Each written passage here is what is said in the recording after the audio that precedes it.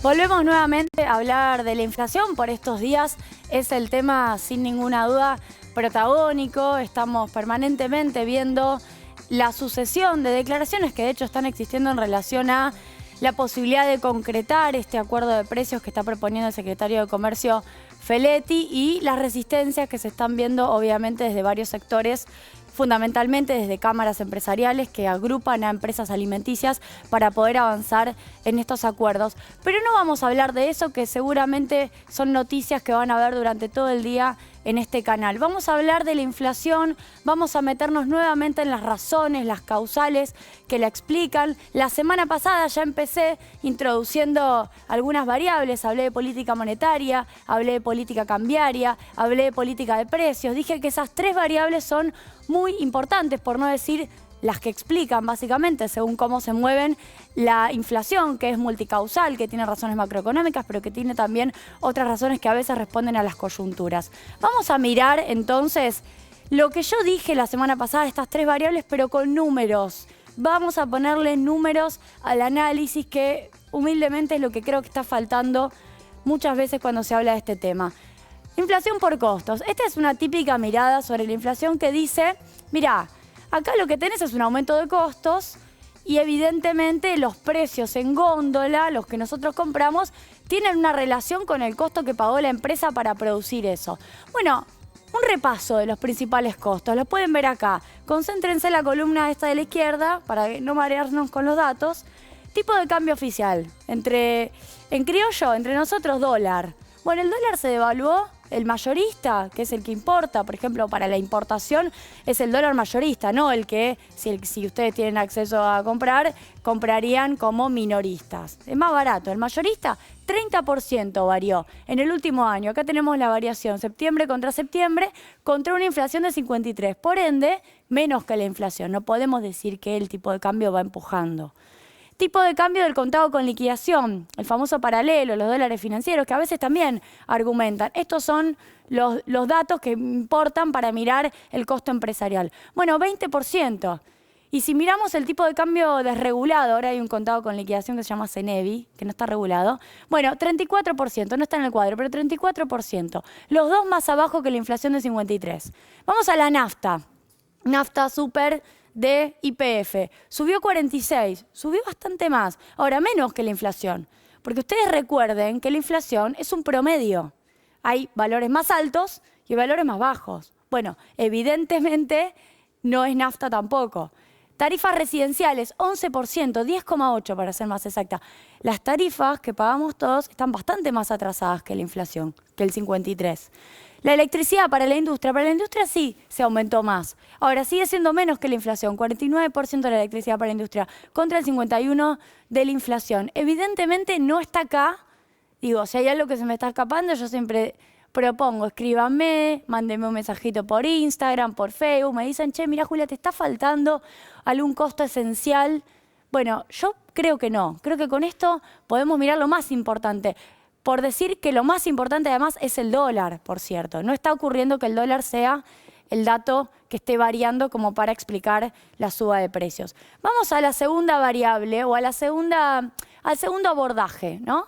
Hay toda una escuela monetarista que dice la inflación tiene que ver con la emisión monetaria. Bueno, fuimos a los datos. A ver, base monetaria, circulante, M2, son tres formas de ver la emisión monetaria. A veces en un caso agarramos encajes, en otro no. A veces miramos solamente circulante. Vamos a mirar el número 2, el circulante, que es el dato que nos importa porque es la cantidad de billetes que andan circulando en la economía, ¿bien? 29% aumento del circulante en el último año, septiembre contra septiembre, la inflación 53%.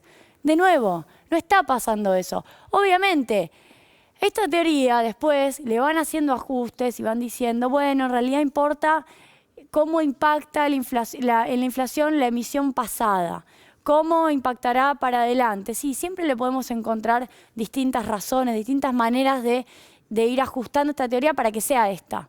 Pero hoy ni la base monetaria, ni el M2, ni el circulante están más arriba que la inflación.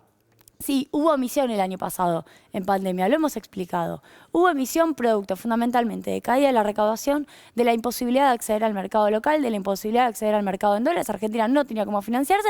¿Y para qué se usó la emisión? Para pagar los salarios de los trabajadores y de las trabajadoras, que seguramente los están viendo muchos ahora, por la pandemia, porque no había actividad económica que lo pudiera sostener. Para que los empresarios no les ajustaran el salario, el Estado emitió para que se le pueda pagar el salario. Bueno, ahí tenés la razón de la emisión. Pero eso pasó ya hace un tiempo, porque en el último año la emisión no está creciendo a un ritmo más alto que la inflación. Esto para anotar. Vamos a otro abordaje más, al tercero, la inflación por demanda. Hay toda una teoría económica que dice, bueno, en realidad la demanda que se produce por un aumento muy fuerte de calentamiento de la economía va más rápido que la oferta, es decir, la posibilidad de producir esos bienes y servicios, por ende la economía se recalienta y genera inflación.